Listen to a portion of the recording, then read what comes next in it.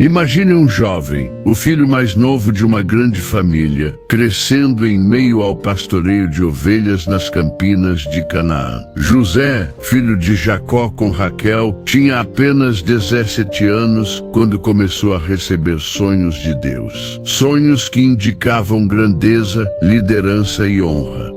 Em um deles, ele via feixes de trigo se curvando ao seu feixe. Em outro, o sol, a lua e 11 estrelas inclinavam-se diante dele. Embora fosse apenas um adolescente, José via claramente que havia algo grandioso reservado para ele. O que ele ainda não compreendia era o caminho tortuoso que o levaria até lá. Seus irmãos, já ressentidos com ele por ser o filho preferido de Jacó e por ter recebido uma túnica talar colorida, símbolo de predileção, se enfureceram quando ouviram seus sonhos. "Você pensa que vai reinar sobre nós?" diziam. "Vai mesmo nos governar?" O jovem José talvez ainda não compreendesse o impacto de suas palavras, mas para seus irmãos, aquilo era intolerável. A inveja crescia como erva daninha nos corações deles, contaminando até mesmo qualquer resquício de afeto fraterno. Num certo dia, enquanto pastoreavam longe de casa, os irmãos viram José se aproximando com sua túnica colorida reluzindo ao sol. Um deles, inflado pela amargura, sugeriu: "Vamos matá-lo e jogar o corpo numa cisterna. Diremos que uma fera o devorou. Assim, veremos o que acontecerá com seus sonhos." Mas outro irmão, movido por um senso de piedade, disse: "Não derramemos sangue. Vamos apenas lançá-lo na cisterna." E assim fizeram. Ali, nas profundezas daquela cova seca, José teve seu primeiro contato direto com a dor da traição e a sensação de abandono. Pouco depois, tomaram José e o venderam para mercadores ismaelitas que iam para o Egito. Receberam 20 moedas de prata, 20 moedas por uma vida, por um irmão. Enquanto o levavam acorrentado pelos desertos, José não sabia que aquele era apenas o início de um longo processo de preparação. Em silêncio, talvez se perguntasse: "Onde estão os sonhos, Senhor?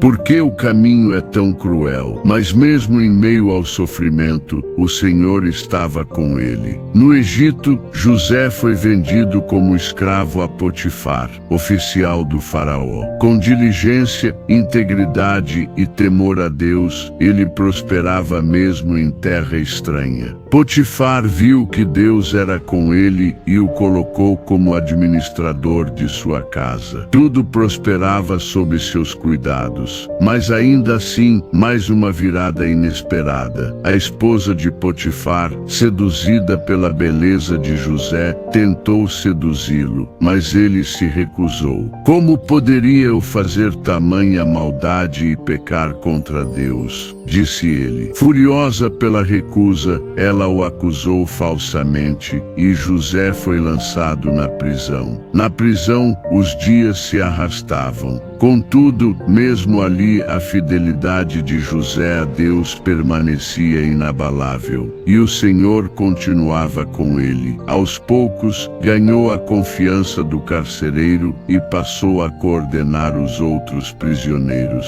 Foi nesse contexto que interpretou os sonhos do copeiro e do padeiro do faraó. "As interpretações pertencem a Deus", disse ele, sempre reconhecendo que não era por sua própria capacidade que entendia os sonhos, mas pelo Senhor que o guiava. Ao interpretar corretamente que o copeiro seria restaurado ao seu cargo, pediu apenas que se lembrasse dele diante de Faraó. Mas o copeiro o esqueceu. 2 longos anos se passaram. Para José, parecia que os sonhos tinham sido esmagados pelas injustiças da vida. Até que, certa noite, Faraó teve 2 sonhos perturbadores. Nenhum dos sábios do Egito pôde interpretá-los. Foi então que o copeiro se lembrou de José. Levado à presença de Faraó, em traje simples de prisioneiro, José ouviu os sonhos e com humildade declarou: não está em mim, mas Deus dará resposta favorável. Quando explicou que os sonhos indicavam 7 anos de fartura seguidos por 7 anos de fome, ele propôs uma administração sábia dos recursos do Egito. Faraó ficou tão impressionado com a sabedoria e o discernimento que reconheceu: poderíamos encontrar alguém como este homem, em quem há o Espírito de Deus. E assim, em um único dia, José passou do cárcere ao palácio, tornando-se o governador de todo o Egito, o segundo homem mais poderoso da nação, abaixo apenas de Faraó. Aquele jovem sonhador se tornava agora um homem que comandava um império, mas com um coração rendido ao propósito de Deus. Anos depois, durante a fome que assolou a terra, seus irmãos vieram ao Egito em busca de alimento.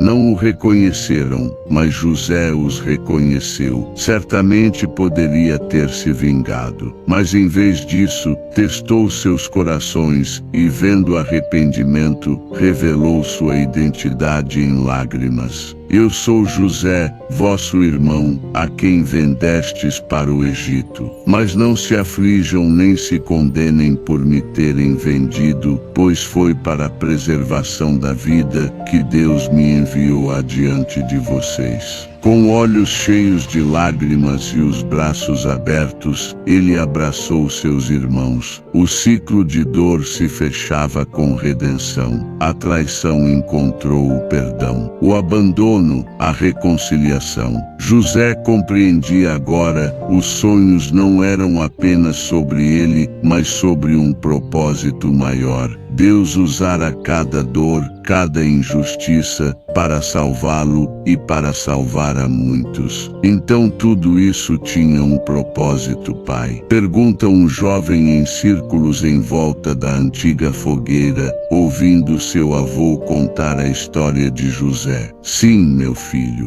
Deus está sempre no controle, mesmo quando não entendemos, responde o ancião. José teve fé, ele confiou, mesmo quando tudo parecia perdido. Mas por que Deus não o livrou antes? Porque o propósito era maior que o sofrimento momentâneo. Deus estava moldando o coração de José para conduzir uma nação, para perdoar seus irmãos e para dar glória ao próprio Senhor. Às vezes, a dor é a forma de Deus esculpir em nós um caráter que não se dobrará. Quantas vezes você talvez se sinta como José, preso em situações que parecem injustas, com sonhos distantes, quase apagados. A narrativa de José nos lembra que o tempo de espera, os momentos de escuridão e até as traições fazem parte do plano soberano de Deus. Ele transforma o mal em bem e faz com que tudo coopere para um fim maior. Não importa o estágio em que você se encontra, no poço, na prisão ou no palácio, Deus está com você como esteve com José. Seus sonhos ainda não morreram. Eles estão sendo preparados. E no tempo certo, sob a mão poderosa de Deus, você verá que tudo fez sentido, até a dor.